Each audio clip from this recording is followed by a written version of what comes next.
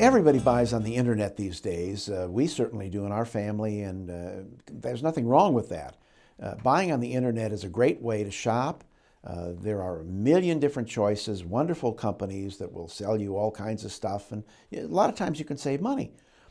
The problem is the too good to be true offers, the offers that, for example, you're looking for a piece of computer equipment and it's $500 from everybody else. So you Google it because you're going to shop online to buy it, and there's all these vendors that sell the same piece of equipment. But look at the prices, $500, $500, $500, $300. Wait a minute, how can somebody be much cheaper than everybody else? And a lot of consumers say, wow, I'm going to save money, instead of saying, wait a minute, this doesn't make sense. There are a lot of crooked companies on the internet. The internet is like anything else. There's good guys and bad guys. And we talk to a lot of victims who go online, order merchandise, the description looks great, the websites look beautiful, and they think it's a reputable company. But folks, anybody could put together a beautiful website. Don't count on that. Just because the website looks attractive doesn't mean that the company is legitimate. One thing to look for in any description of a company is the address and the phone number. And if you see an address and a phone number for the company and you want to check them out, call that number or email that address and see what happens. See if they respond. A lot of times, if it's a crooked company, they may put an address in there and a phone number, but when you call the number, you can never reach anybody. The emails don't go through. They're killed. That's a red flag. Watch out for that company. Read the descriptions carefully of what the item is you're thinking of buying, because maybe it's cheaper because it doesn't have the same features. What's their policy on shipping? Who pays for the shipping? If the item is defective, arrives broken, if it isn't what you were promised, and you have to ship it back, who pays for shipping it back? What policies do they have about privacy?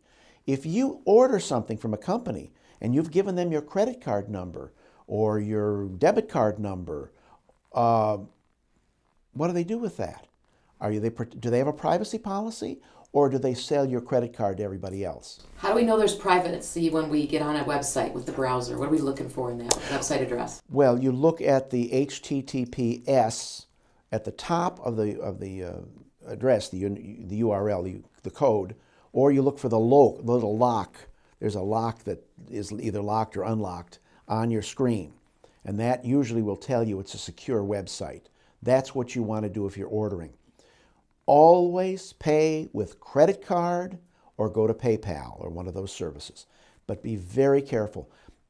You may see on the website, it says MasterCard, Visa, American Express, Discover. So when you order from them, you say, I want to use Visa. And they say, oh, well, yeah, but our Visa is down. It doesn't work right now. Why don't you send us the money by Western Union? Or why don't you send us the money by MoneyGram, Green Dot Card? Wait a minute. Don't do that. If you use a credit card, you have protections. And you should know that. A credit card protects you against fraud. That is not true if you just send the money by Western Union. What about now that, let's say I've made a purchase, I can't get my product, or it's a bogus product, what do I do to get help? Well, the first thing is you can get a hold of us at the BBB. You can go online to our website, bbb.org, or you can call us up, and we do take complaints. We take lots of complaints for people who don't get their merchandise by internet order, and we will contact the bureau in that city, try to find out what the problem is. Many times, the companies are overwhelmed. They just are not well managed, and when we get involved in it, we get you your merchandise. We do pretty well, but in other cases, the BBB says we know all about that company. They have a grade of F. They've had hundreds of complaints.